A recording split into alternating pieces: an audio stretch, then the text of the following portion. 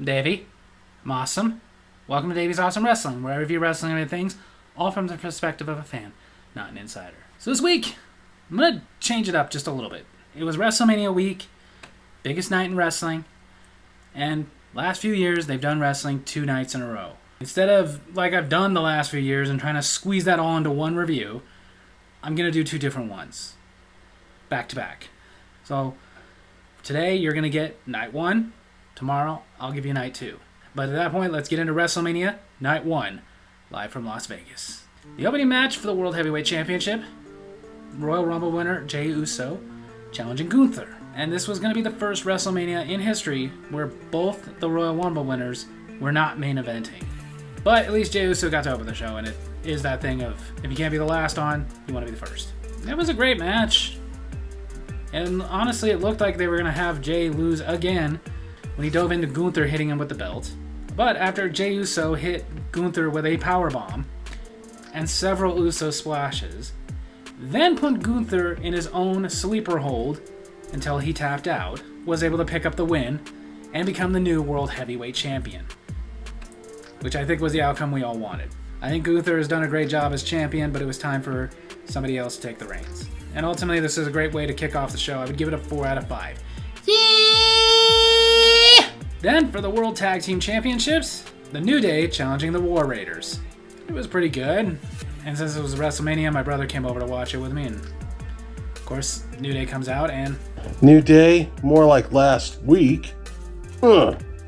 It was a pretty good match, decent back and forth, and it went until Kofi Kingston, on the outside, had grabbed Ivar's foot, while Xavier Woods got the pin. Therefore, we have new World Tag Team Champions in the New Day. I can only get so excited about that, because when are you guys going to just focus on being singles? Like, how much more exciting can you winning Tag Team Championships be? But whatever, it was good. Easily a 3 out of 5. Yeah! And then, hopefully finally ending this rivalry that has been extremely not that interesting. Naomi taking on Jade Cargill. Because as we know, Jade Cargill was thrown off a ledge and onto a car, causing her to have to vacate her Women's Tag Team Championship, and Naomi took it, and it turned out it was Naomi.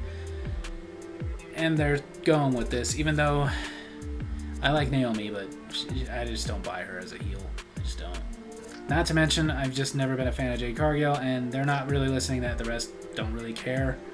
This has been one of the most lukewarm, lackluster rivalries in recent memory. Nobody really cares. And the match itself was about as lackluster as the entire rivalry. As with the exception of Jade Cargill reversing a Hurricane Rana into a powerbomb, it was basically nothing but a going through the motions match until Jade Cargill picked up the win, which we all predicted. And I'd only give this one a 2 out of 5. Then for the United States Championship, Jacob Fatu challenging champion L.A. Knight. Yeah. Before I get into the match, it was pretty cool that Jacob Fatu came out wearing a werewolf mask, which I found out later was designed by the same guy who did the Fiend's attire, so that was nice. It was a nice touch. The match itself, though, was freaking awesome. Really good. Only problem is it was nothing new that we haven't seen, but it was still really good. I'll give it its props. And for the 3rd time in one night, it ended with us getting a new champion, as Jacob Fatu picked up the win, became the new United States champion, and afterwards even got a visit from Haku, who's like an adopted bloodline guy, but still, it's really cool. I'd give this match a 3 out of 5. Yeah! And then, what originally was supposed to be El Grande Americano, Chad Gable, versus Rey Mysterio, but he got injured the night before, so filling in became El Grande Americano versus Rey Fenix. So they even filled it with a Rey. The match itself, there was nothing to complain about. It was actually pretty cool. Can't say I've ever seen a 450 moonsault before, but it was nice. And of course, at some point we got the loaded mask from El Grande Americano. Did a flying headbutt to knock out Rey Fenix, give him his first loss, get the pin, and the win at WrestleMania. Like I said, the match itself, there's nothing to complain about, but the whole storyline is freaking stupid. I don't like this whole El Grande Americano thing. I don't see why Chad Gable can't just go learn some Lucha Libre and just be Chad Gable doing it or whatever. 3 out of 5. Yeah! Then for the Women's Championship, Tiffany Stratton taking on Royal Rumble winner Charlotte Flair. This match was also kind of boring. I'm not a huge fan of Tiffany Stratton or Charlotte Flair, but I figured they could at least put on a good match, but really it was pretty boring. Wasn't much really to talk about from it. It also felt like it was just a going through the motions match, which I can't help but criticize. That's just not how it should be at WrestleMania of all places. However, it did have a somewhat surprising win. I really thought, just because of the track record of constantly throwing accolades at Charlotte Flair, that Charlotte Flair was going to pick up the win and become yet again a women's champion. But no, Tiffany Stratton got the prettiest moonsault ever and got the pin and the win, retaining her women's championship. So good for that. I like that there was an ending that wasn't too predictable. I will say this one barely, but I will stress barely, squeaked out a 3 out of 5. Yeah! And then the main event for night 1. Triple threat match. Seth Rollins versus Roman Reigns versus CM Punk, with Paul Heyman at his side. That being the favor that CM Punk cashed in. This match was a freaking good match. It was awesome. It was the match of the night for night 1. I mean, one, there is that whole thing of finally CM Punk getting his WrestleMania main event, which is long overdue. Now he just needs to win a Royal Rumble. And of course the match itself was great. It was brutal. Both CM Punk and Seth Rollins got powerbombed through tables. But that wasn't really the interesting part. The interesting part was at the end. Like I said, the story of CM Punk cashing his favor by saying that he wants Paul Heyman on his side at WrestleMania instead of Roman Reigns. Paul Heyman looking like he's going to help CM Punk, looking like he's giving him a chair, but turns on CM Punk, giving him a low blow, and then offering the chair to his tribal chief. And then after the tribal chief uses it, goes to Seth Rollins to use it on him. And Paul Heyman turns on the tribal chief, giving him a low blow as well, allowing Seth Rollins to pick up the pin and the win over Roman Reigns. Like I said, the match was awesome. The story is awesome. I'm excited to see where this is going to go, because apparently the newest Paul Heyman guy is Seth Rollins. And Paul Heyman has screwed over his best friend and his tribal chief. Not to mention there's that added drama of Roman Reigns still has never beat Seth Rollins. This match got a 5 out of 5. Yeah! So WrestleMania 41, night 1 overall was pretty good, but did leave some to be desired. So I was looking forward to night number 2, because whereas there was a 5 and a 4, there was also 4 3s and a 2. So most of it was just an overall okay. Not great. Not what you expect for WrestleMania, but okay.